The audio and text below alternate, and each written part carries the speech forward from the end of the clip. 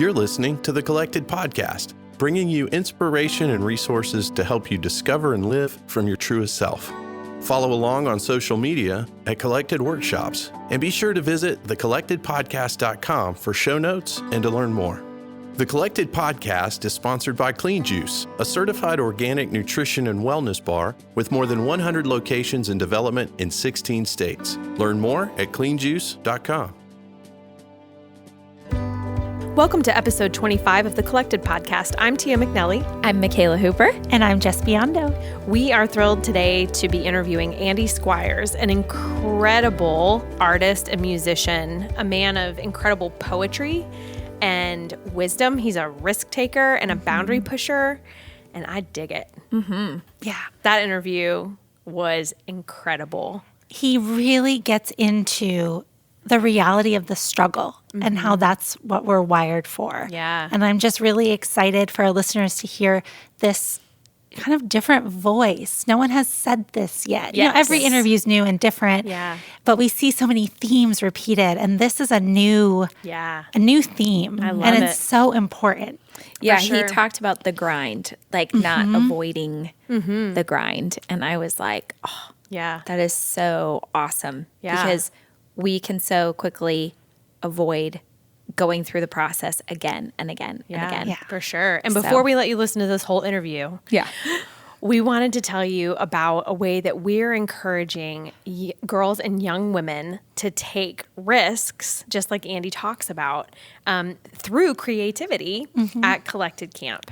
So Collected Camp registration is open. We want to make sure that we are sharing that with you and encouraging you, if you're in the Charlotte area, to enroll your girls. And in Collected Camp, you can visit collectedworkshops.com/collected-camp to learn more. We are pouring into these girls, telling them who they are in Christ, making sure they understand that they were created for a unique purpose, that they were created for worship, that they're holy, chosen, and dearly loved, and that creativity is their birthright and a part of their nature, that they were made by a maker and made to create. So if your girls are between the ages of 12 and 18, you have got to get them registered in Collected Camp. Yes, and it's a week long in the summer, and it's a day camp. Yes. And the dates and everything are on the website. Yeah, so check it out. And here is our interview with Andy. Hey, Andy, welcome to the Collected Podcast. Hey, guys. I'm so glad that you're here with us. Yeah, it's great to be here. So we want to start today by hearing a little bit of your faith journey and the ways that God has spoken to you throughout your life and just drawn you to Him. Yeah, well, let's see. So I met the Lord when I was really young. I come from a broken home, kind of a typical story. My parents divorced when I was little. And so I lived with my dad, and we lived in kind of a rougher neighborhood in the city that we were in. And there was this, my dad was going to school and working full time. So me and my little brother were kind of just these little hood rats running around the neighborhood. And there was he wasn't a believer. But there was a lady who would kind of go round up the neighborhood kids. And this was, I guess late 70s, early 80s. She would round up the kids, and she would promise to give them candy if they would come in to her house and listen to Bible stories. I didn't know what the Bible was, but I knew what candy was. So that's all I really cared about. So that's not really something you can't really gather kids into your house with promises of candy anymore. It's kind of a different world Right? these days. But so Goodness. yeah, I remember going into this lady's house, and she would do the little felt board Bible story things. And that's the first time I heard about God and Jesus and sin and hell and heaven and all of that kind of stuff. So not, obviously didn't get like a full understanding or robust theology, in regards to the narrative of the Bible. But I do remember coming into a significant understanding of God as a person, and that, he was an important person to know. So that was the very beginning of my faith journey. So as you continue to grow and mature, when did you discover your purpose or what you're doing now? Let's see. So when I was in high school, I wasn't a good student, but I was really good. I read a lot. I was a voracious reader growing up, and then I wrote a lot. I was always writing prose and poetry, and just cared about words a lot. But it wasn't to any focused in. I didn't set out to be a songwriter or anything like that. I was just interested in words. I loved stories and I loved music. And so I guess after high school, I had a friend who had heard some of the poems that I had written, and he asked me if I had ever considered songwriting. And I literally never had. I played a little bit of guitar, but I had never even thought about songwriting being a thing. But so I started with him. I think I was 19 years old, and then just have never quit. That was the beginning of my songwriting journey. So I started about late teens and then never stopped. So that's been like a 26-year journey. So. And in that journey, what surprising doors has God opened? Gosh, I don't think God has really opened any doors in a surprising way. Like, it's been a grind, to be honest. Like, I've not been, there's never really been kind of like the one big opportunity of like making it, or, I mean, I have experienced some degrees of success, but the truth is, if I didn't really love writing or songwriting and music, I probably wouldn't still be doing it if my only measurement was some kind of financial or financial success or fame success. There's lots of different ways you can measure success, right? And so for me, it's just been about really enjoying the songwriting process, and then obviously just singing songs for the few people that care about those songs. That's just been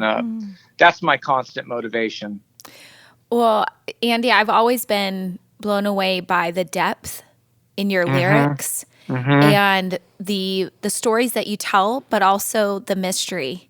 So your lyrics not only tell a story when you're in the midst of it and you're singing them, but for the listener and even for people that are reading your lyrics, there's mystery. So it leaves you wondering. You're captivated, and I would love for you to tell us just a little bit about how your life, your story, has played a part in writing your lyrics. Well, I would say there's two main chapters of my artistic life so far. The first chapter is it has more to do with me trying to write songs for the church. And what I mean by that is, like, there was a time in my life when I had the main idea was to write either praise and worship songs for churches to sing in the congregational setting, or kind of just like a faith-oriented thing that, would be palatable for Christians.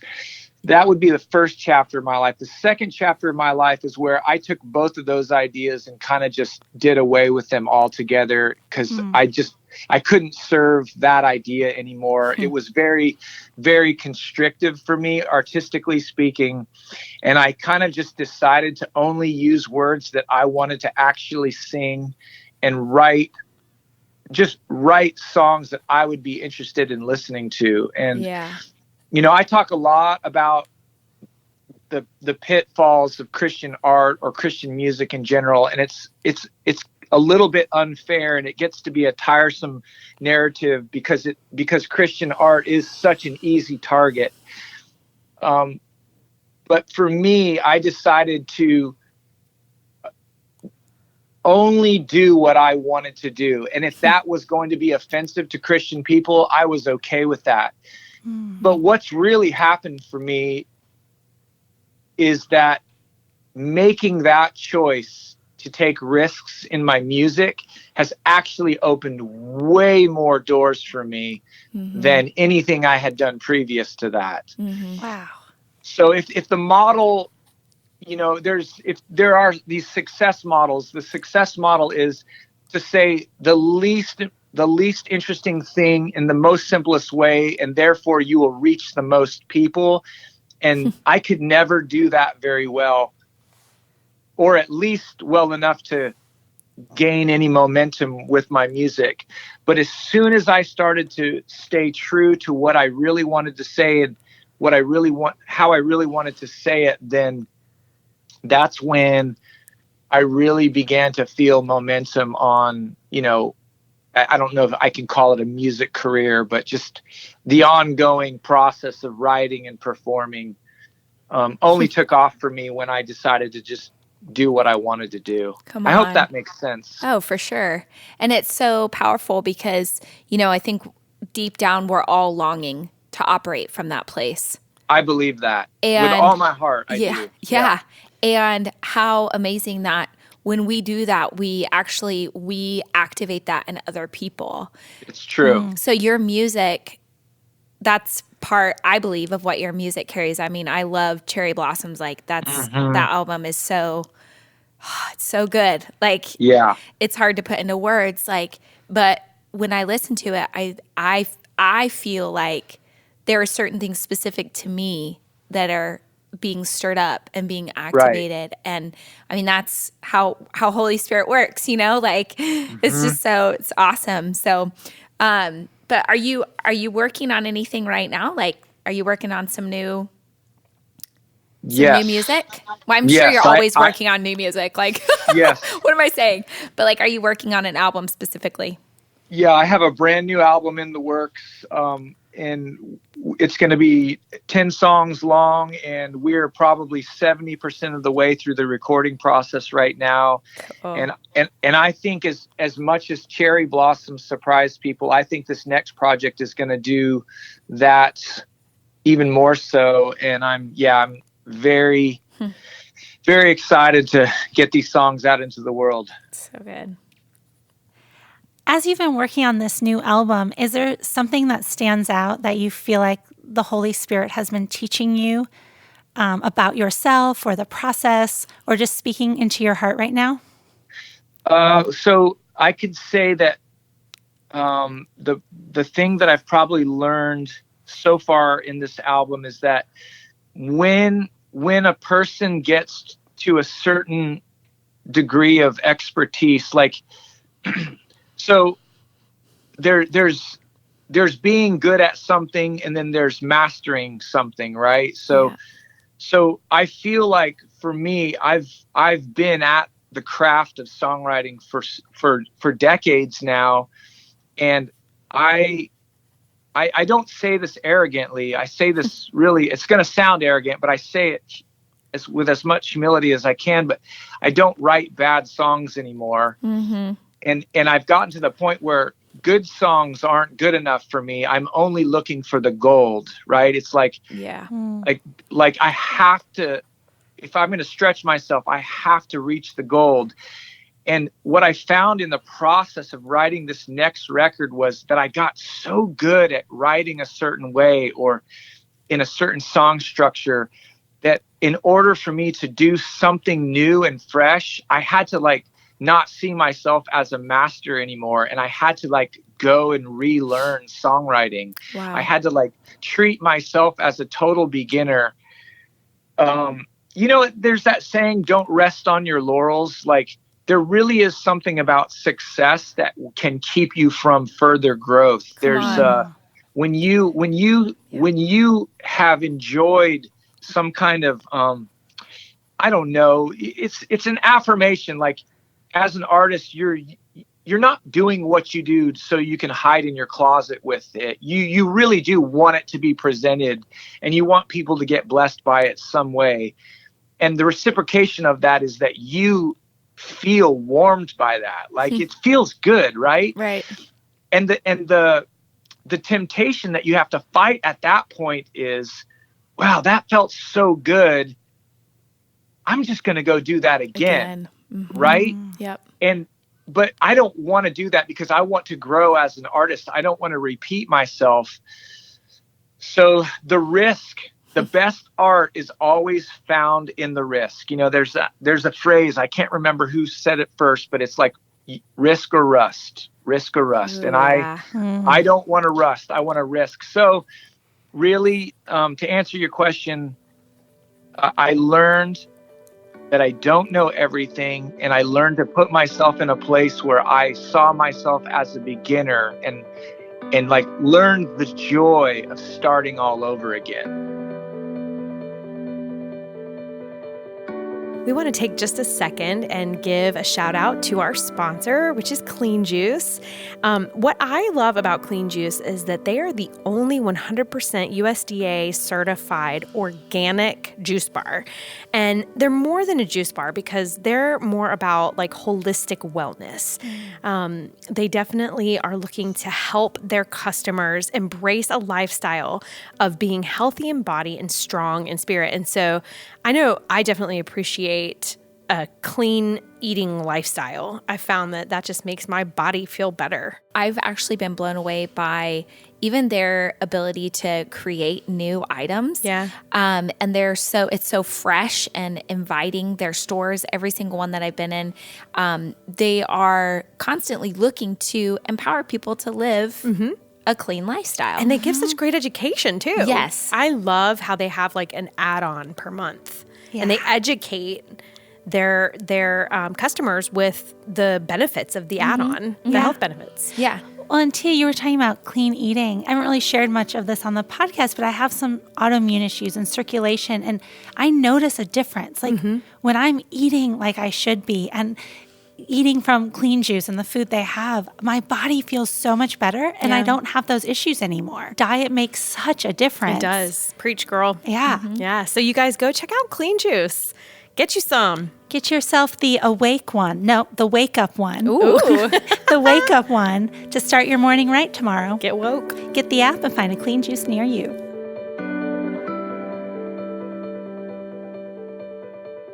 I'm so excited for that album. Do you already have a name for it? I don't. Okay. I don't have a name. I don't even have a working title. Risk or Rust, Risk or Rust. Yeah. I mean, I don't know how much time we have, but I would also say that We have plenty of time. well, one of the things that I would encourage your listeners who are pursuing different endeavors, that we're actually hardwired for difficulty. We Come on. in our minds, we think that we want to land we want to gain the money, or we want to gain that place where we don't have to think about working anymore because we're just rich and famous or whatever those false trappings may be. But the reality is that the pursuit of the dream is actually better than the fulfillment of the dream. Wow. So I am certainly enjoying some success based on the music that I've made, but it's been the process of creating that's been the most fun. I'm thankful for the success and I'm glad for it, but that is not my end game. Yeah. My end game is really, it's like if I was a mountain climber and I climbed a really tall mountain, as soon as I come back down, I'm looking for the next mountain and I want it to be harder. And why is that? It's because it's that anticipation of that thing that seems impossible to grasp. And that's the thing to me that makes life enjoyable. I have found that some of the most unhappy and unhealthy people are people that don't have any pressure or any challenge or any mystery that they're trying to work through in their lives. Yeah. So for me, I'm not looking to live a life of suffering or anything like that. Like, I'm not trying to be poor. I'm not trying to be, I want as many people to listen to my music as possible, Right. but my point in all of this is that, we are in our humanity hardwired to face challenge, because human discovery is one of the greatest gifts that God ever gave us. You know, so how, because I mean, I totally agree with what you're saying. How do you, like, what are practical things that you do in the day to day just to walk that out? Like, how do you do that in the everyday? Well, I make really bad choices on a consistent basis. I love it. Like I Oh my gosh. I'm an 8 on the Enneagram, right? Word up. So I'm a I 7. hate the status quo, and I've made so many bad decisions. And when I say bad decisions, I mean like whatever conventional wisdom says to do, I generally do the exact opposite of that, you know? And so I don't know, man. It's kind of like I've just learned to follow my gut more than anything else. That's and good. my gut is generally operating at a different space and pace than the speed of this world. And the thing is, here's the thing.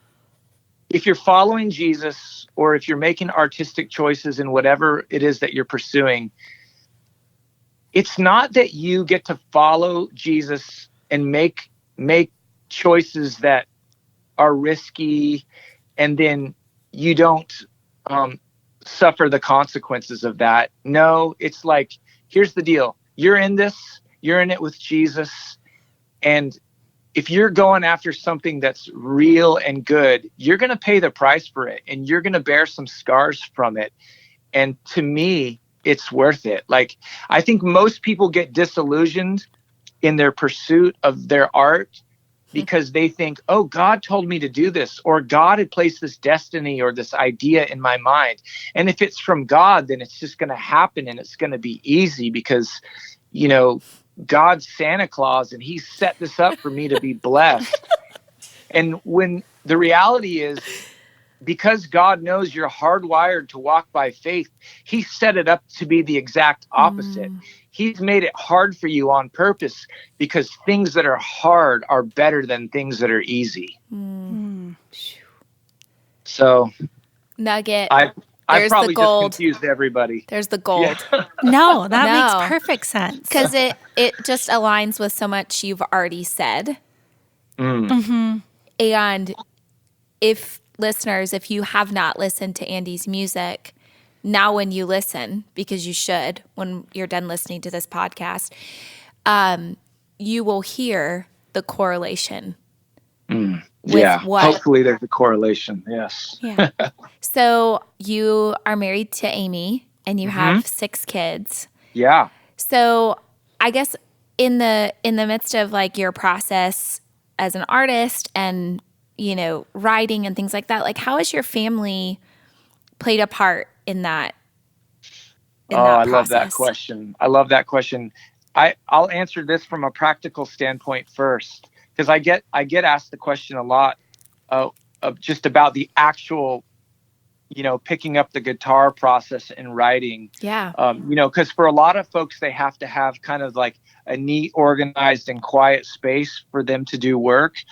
But for me, our house was just chaos for so many years that if I had waited for the chaos to go away in order to create, I would have never done any work. Good word. And so I kind of just learned how to think and write and play in the middle of all of those, beautiful screaming kids and, dinner dishes. And I just learned that I was never going to have the right moments or the perfect Zen space to work my stuff out in.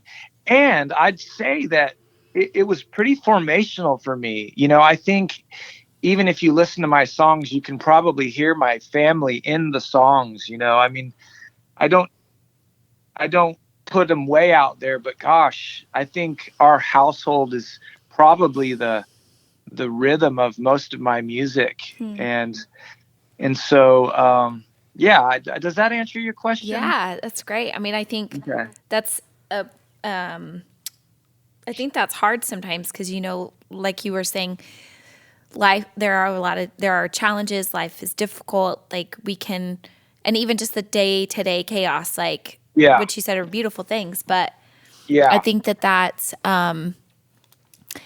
really important to remember, to keep pressing in, to keep working in the midst of those things. Because that can actually keep us from doing the thing that we're meant to be doing. Now let me just give a little bit of, I should tell on myself because I don't want to make it sound like I'm a superhuman being, but I do have this thing where I can't really pick up my guitar until I've vacuumed the house. So I do have to have a clean space, Yes, I understand that. Okay. So I want to just be honest. Like I make sure my desk is in order so that when I come back to my desk, I know where I am in my notebook. And honesty. I really do try to make my bed in the morning and, keep a legitimate space. And then definitely have to vacuum because I love vacuuming for some reason. It's a little bit of OCD or something like that. I don't know. So good. We are just about out of time. Yeah. But before we let you go, because you are a fount of wisdom, and I feel like the Holy Spirit, whenever you speak at our church, gives you such powerful words. And I was just wondering, what would you say to someone who is on the brink of stepping into a struggle? How might you encourage them? Yeah. What would you say to one of your kids who is about to take on a new challenge that they feel like they're supposed to do, but it's going to be hard?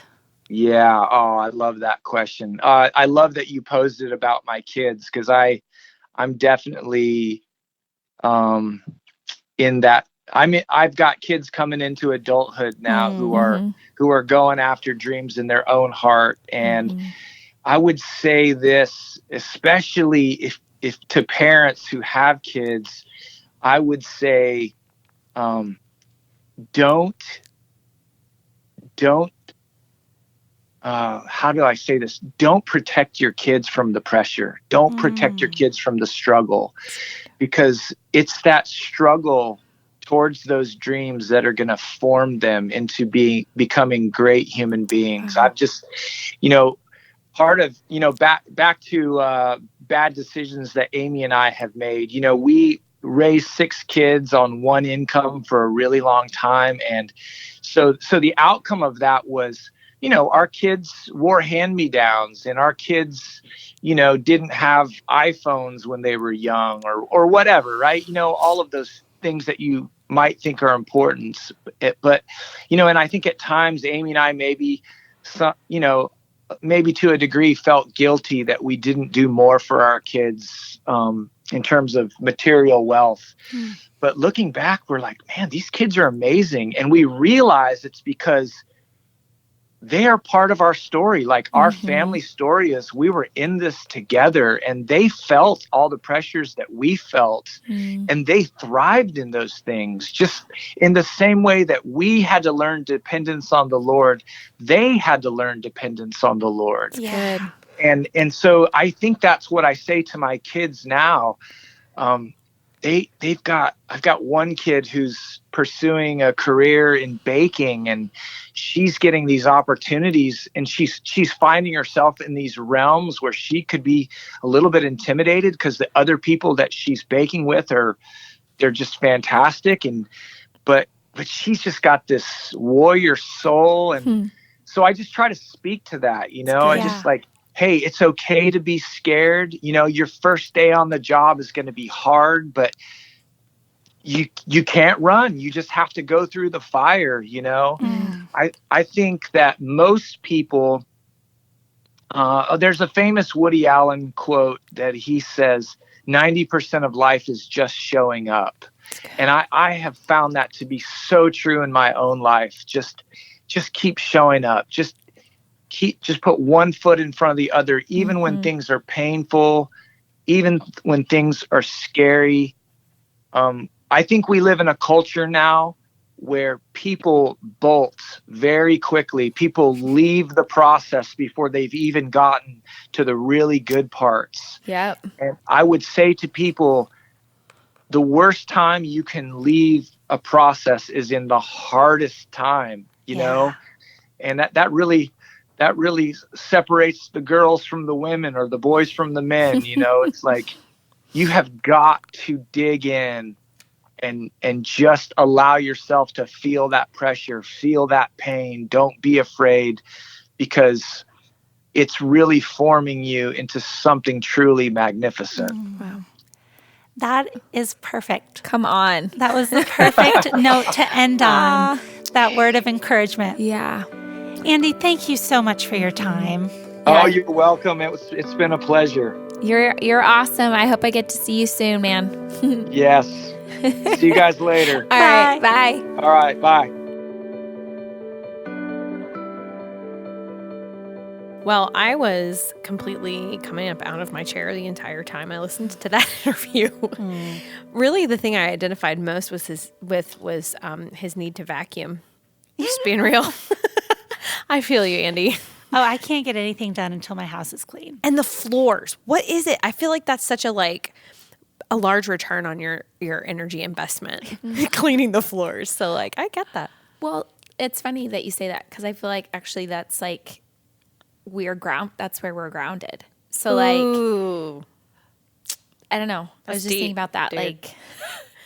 You're just like, I like to vacuum. I just really do like to vacuum. But I think that's fascinating. The place where we're constantly walking and we feel grounded, and if it's clean, it's back to my whole one stuff chat. on my toes.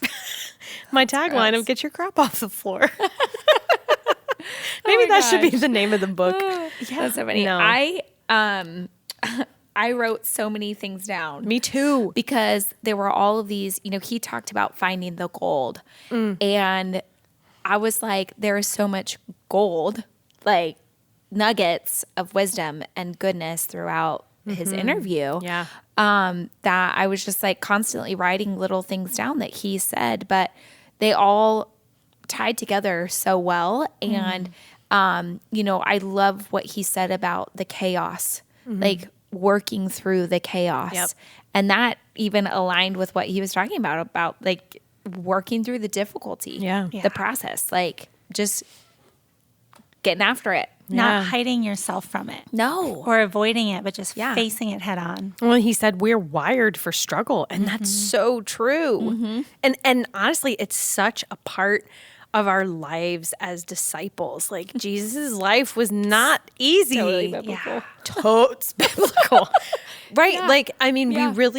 We don't, this is really cliche and it's been said time and time again, but in case somebody needs to hear it afresh, we are not meant to live a comfortable, easy life without struggle and trials. That's not, if we want to live like Jesus, we die. That's how it goes. We die to ourselves and we put our own agendas to death. And that's really a hard place to sit. But the struggle is where it's at. We're wired for it. Yeah. The risk or rust. That was good. Yeah. Risk or rust. The best art is in the risk, he said. That's so true. Yeah. He makes me want to be creative, you guys. That really inspired me to make something. Yeah. Listeners, when you're done driving or listening to this podcast, go make something great. Yeah. Whether it's just a fantastic cup of coffee or initiating a good conversation. Or a really cool spreadsheet. Yeah. And don't do it the way you've done before. Yeah. Ooh, that's our challenge for you today. Do something in a new way this week. Yeah. All right, listeners, we will see you back here next Thursday.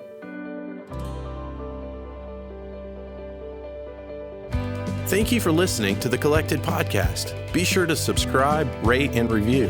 And if you like what you've heard, we'd love it if you would help spread the word. Check back here for weekly episodes dropping every Thursday. You can follow Collected on social media at Collected Workshops. Find the Collected Podcast on Patreon at patreon.com/The Collected Podcast. That's Patreon. Become a patron for as little as $1 a month to gain access to bonus content, early bird ticket sales, exclusive contests, and more. You can also find Tia at Tia McNelly Notes, Jess at Spreza Foundry, and Michaela at The Creative Space NC. Collected proudly supports and partners with Flourish Kenya, a nonprofit working to prevent and support unplanned adolescent pregnancy in rural Kenya. Learn more at flourishkenya.org. Support for the Collected podcast is provided by Clean Juice. Learn more at cleanjuice.com and be sure to check out their lifestyle arm at wellhappyandkind.com. Podcast recorded by Jacob Early. Music by Asaph Alon.